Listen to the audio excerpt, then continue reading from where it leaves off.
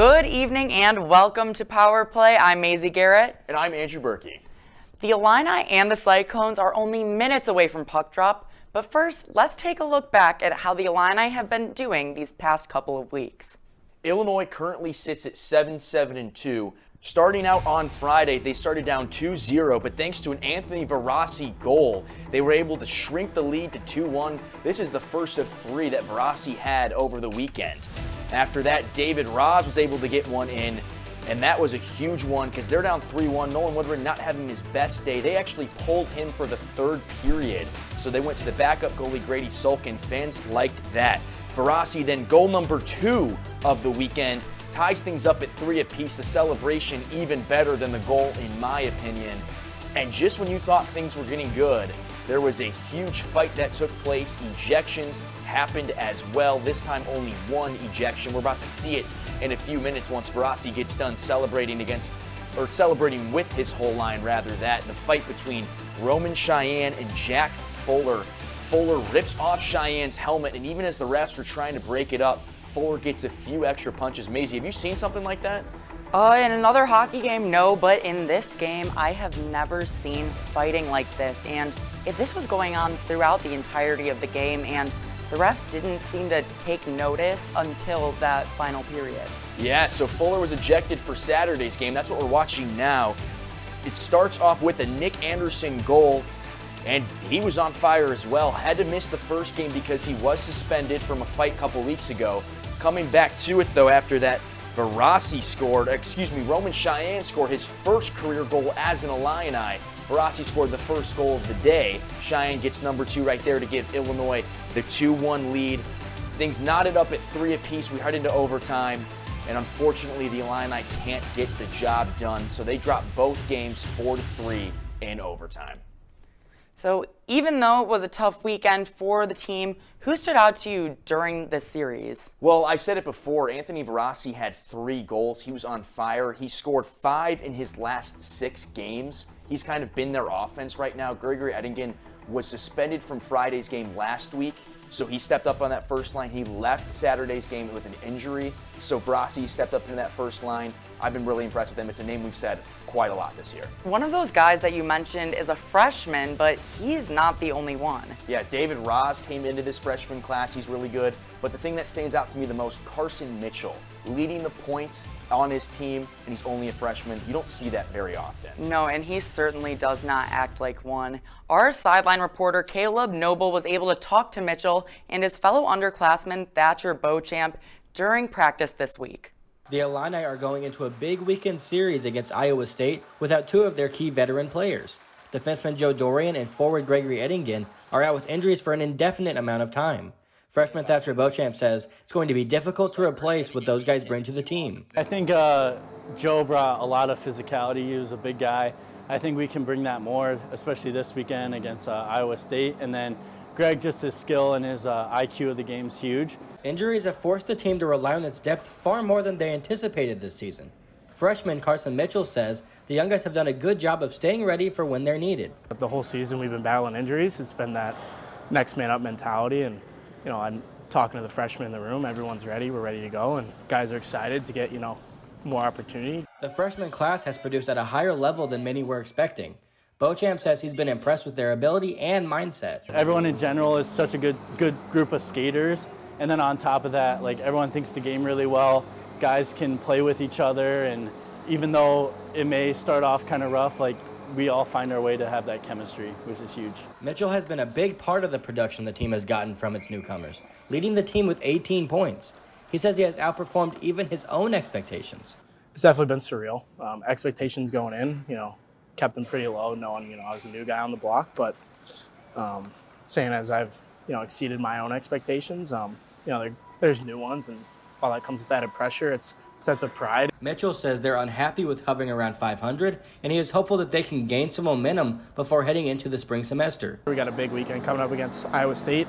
We get a sweep here, give us momentum moving forward, and carry that over into the second semester. Tonight marks the last home game for the Illini until January 17th, where they will face off against Roosevelt University for the second time this season. This has been Caleb Noble, UI7 Newsroom. All right, so Andrew, what we've typically seen the culture of this team looking like is freshmen kind of take their spot on the bench, wait their turn for the spotlight, but that is not the case this season. No, when you got a guy like Carson Mitchell that can come in and produce, you have to put him on your first line. That's why he's been there. But then you look at the second line, and it's David Ross, who's also producing, putting goals up. He's one of the fastest skaters on the ice. I think that's something that a lot of people don't always think about. He can move the puck really well. But then, like Thatcher Beauchamp, who Caleb was able to talk to, he's a forward-turn defenseman. They're missing Joe Dorian because of an injury. We'll talk about it later in the show.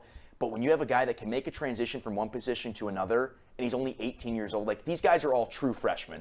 They didn't play in the juniors for a little bit. These guys are 18 years old and making contributions to this team. That doesn't happen. Coming up next, Andrew will take a look at the Iowa State Cyclones team. And Peter and I got the chance to sit down and talk to David Ross. Stay tuned after the break.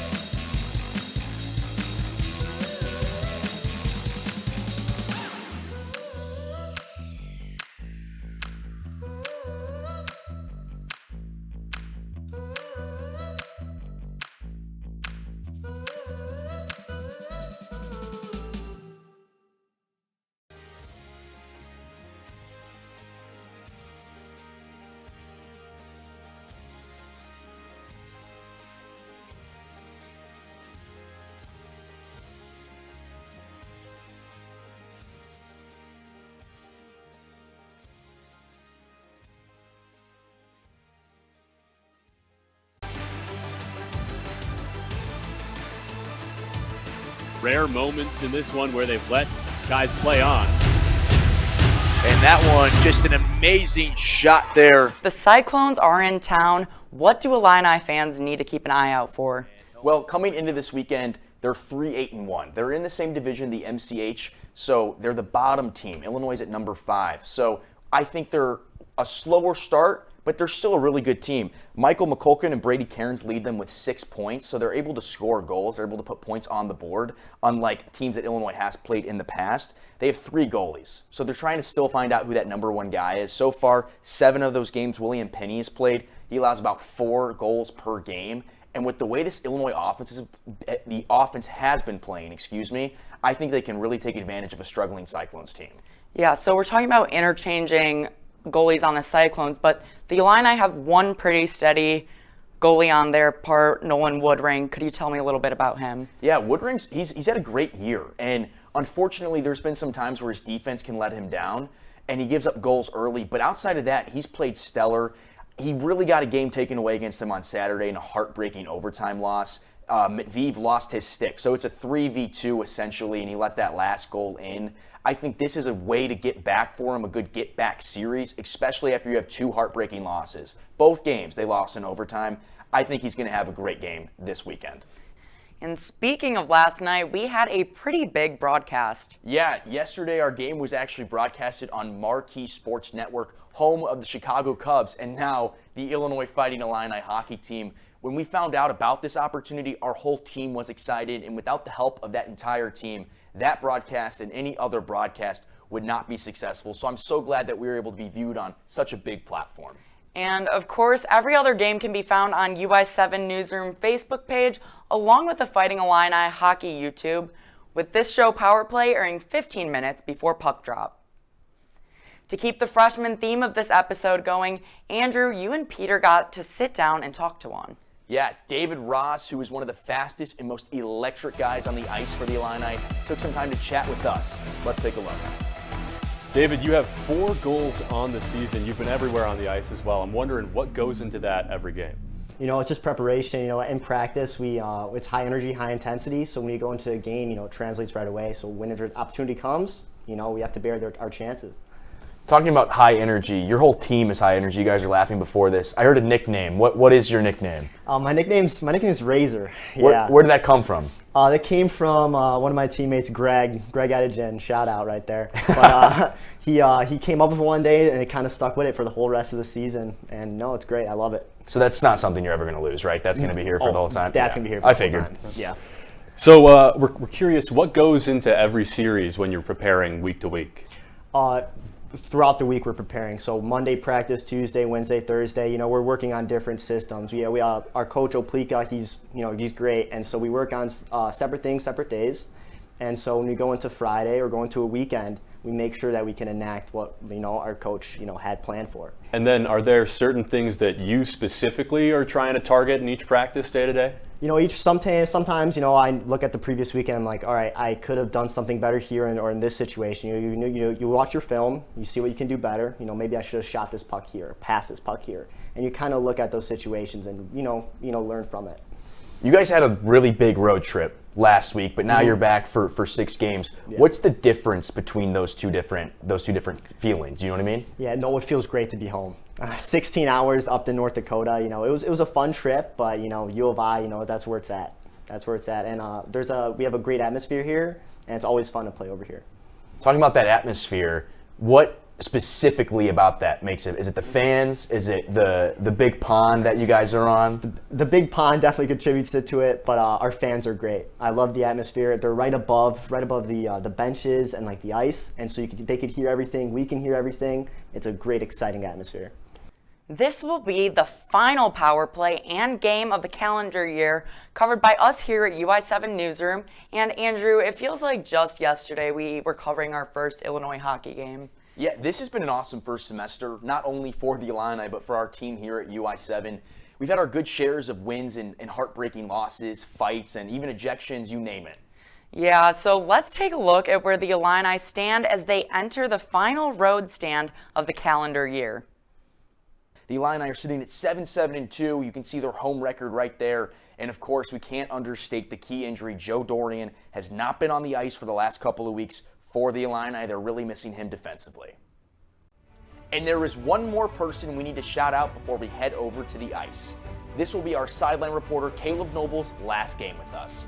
He is graduating early, so he won't be with us in the spring, but he has just brought so much to the team this year, getting practice footage, grabbing guys to interview when they are angry, from even jumping up in the booth with us when Peter or I had the night off. So we just want to say thank you from the entire team to our favorite hockey connoisseur. And on top of that, Maisie, we have another big announcement. Stepping into Caleb's spot as sideline reporter will be none other than you. And I do have to warn you, they're pretty big shoes to fill.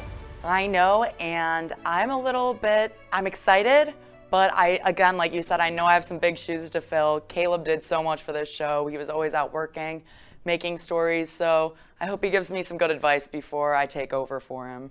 I'm not worried about it at all. Big shoes to fill, but you're going to do it. You're going to be great. That is going to do it for Power Play tonight. Puck drop is only moments away. With that being said, I'm Maisie Garrett. Let's send it out to Andrew and Peter at the University of Illinois Ice Arena.